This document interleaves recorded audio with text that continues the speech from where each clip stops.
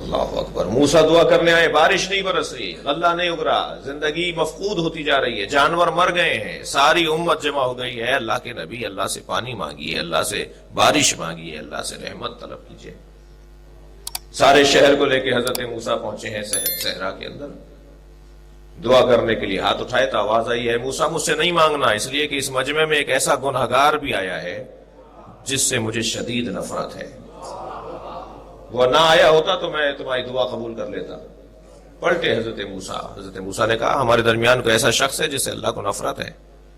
اب ہر شخص تو اپنے آپ کو جانتا ہے, وہ شخص جانتا تھا کہ میں ہی ہوں.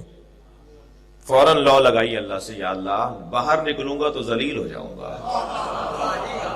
لوگ پہچان لیں گے کہ یہی تھا, اور نہ جانے کیا کیا سوچیں گے کہ میں نے کیا کیا ہوگا جس کی وجہ سے تو مجھ سے نفرت کرتا ہے. یا اللہ معاف کر دے. فوراً آواز آئی, موسیٰ دعا مانگو, ہم قبول کرنے کو تیار ہیں. حضرت موسیٰ نے کہا یا اللہ وہ تو باہر نکل کر نہیں گیا, کہا موسیٰ ہم سے مانگو. حضرت موسیٰ نے دعا مانگی اور اللہ نے بارش برسا دی. کچھ دن کے بعد جب حالات اور زندگی پلٹ آئی تو حضرت موسیٰ جیسے جاتے تھے, کلیم تھے نا, کلیم یعنی جو بہت زیادہ باتیں کرتا ہو اپنے خالق سے, زیادہ ملاقاتیں جس کی ہوتی ہوں. کہا یا اللہ اس دن میرے ساتھ کوئی گناہگار آیا تھا جس کی وجہ سے تو نے بارش نہیں برسائی, پھر تو نے خود ہی کہا کہ میں قبول کرنے کو تیار ہوں. کہا موسیٰ اس نے ہم سے لو لگا لی تھی, اس کا ہم سے تار جڑ گیا تھا, اس کا ہم سے راستہ واسطہ بحال ہو گیا تھا.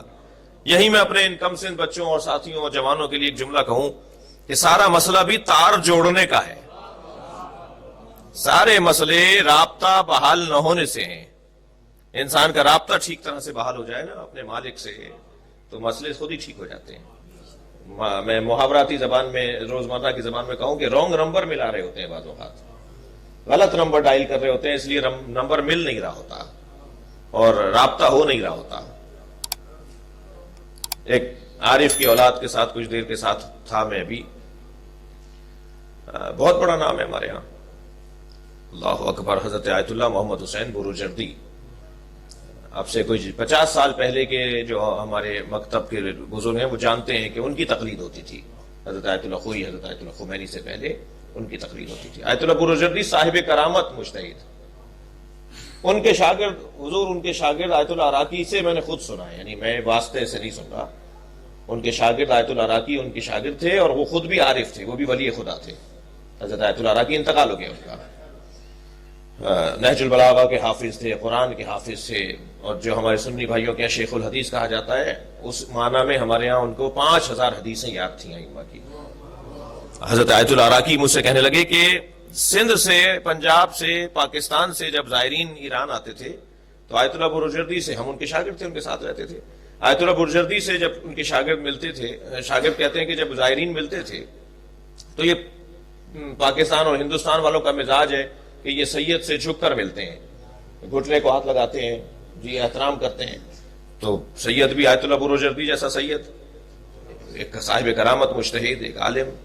تو کہنے لگے اس خطے کے ہندوستان والے لوگ جب جھک کر ہاتھ لگاتے تھے پیر کو تو ان کے ہاتھ میں چھوٹی سی چھڑی ہوتی تھی, وہ مارتے تھے, کہتے میرے پیروں کو ہاتھ نہیں لگاؤ. انہیں پسند نہیں تھا کوئی ان کے پیروں کو ہاتھ لگائے. کہنے لگے جب ہمارے استاد کا انتقال ہوا تو کیونکہ مجھے انہوں نے وصیت کی تھی کہ فلاں فلاں مجھے غسل دے گا, فلاں فلاں مجھے قبر میں اتارے گا, تو میں قبر میں اتارنے کی وصیت کا بھی حصہ تھا. تو میں نے ان کے بچوں سے کو دہرایا اور پھر ہم نے غسل دیا. جب قبر میں نے انہیں اتارا تو تلقین مجھے انہیں یاد تھی آیت اللہ عراقی کو. کہتے ہیں میں تلقین سنا رہا تھا مرحوم کو, اپنے استاد کو, شانے پکڑ کے تلقین سنا رہا, اسماء فہم اسماء فہم. تو مجھے ایک آواز آنے لگی جو میرے ساتھ ساتھ کوئی پڑھ رہا ہے. تو میں یہ سمجھا کہ یہ باہر جو کھڑے ہوئے ہیں میرے ساتھ آئے ہیں, جو جنازے کی تشییع میں آئے ہیں, ان میں سے کوئی ساتھ پڑھ رہا ہے. جب میں نے غور سے دیکھا تو خود استاد بروجردی میرے ساتھ پڑھ رہے تھے. جی یہ آیت اللہ عراقی سے میں نے خود سنا ہے, کوئی فاصلہ نہیں ہے, یہ نقل نہیں ہو رہا ہے, میں خود الحمدللہ اس کا ان سے سنا ہے میں نے, جنہوں نے سنا تھا. پھر کہنے لگے جب ہم نے تلقین سنا دی اور ان کی قبر بند کرنے لگے, تختے لگانے لگے, تو میرے ذہن میں خیال آیا ساری زندگی انہوں نے پیروں کو ہاتھ نہیں لگانے دیا, آج میں ان کے پیروں کا بوسہ دوں گا.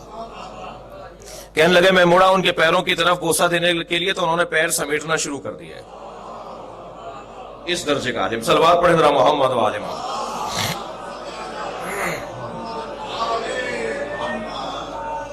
آیت اللہ محمد حسین بروجردی جس درجے پر فائز ہیں، ان کا استاد کتنا بڑا آدمی ہوگا؟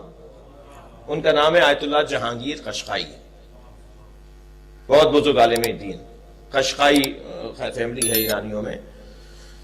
40 سال تک موسیقار تھے، وہ گٹار بجاتے تھے، تار بجاتے تھے، گاتے تھے، چوکوں پہ کھڑے ہو جاتے تھے، میوزک بجاتے تھے، موسیقی اور گاتے تھے، گانے وانے گاتے تھے، لوگ جمع ہو جاتے تھے اور سکے دے دے کے چلے جاتے تھے۔ وہ روزانہ کے جو سکے جمع ہوتے تھے، اسے گزارا ہو رہا تھا گھر کا۔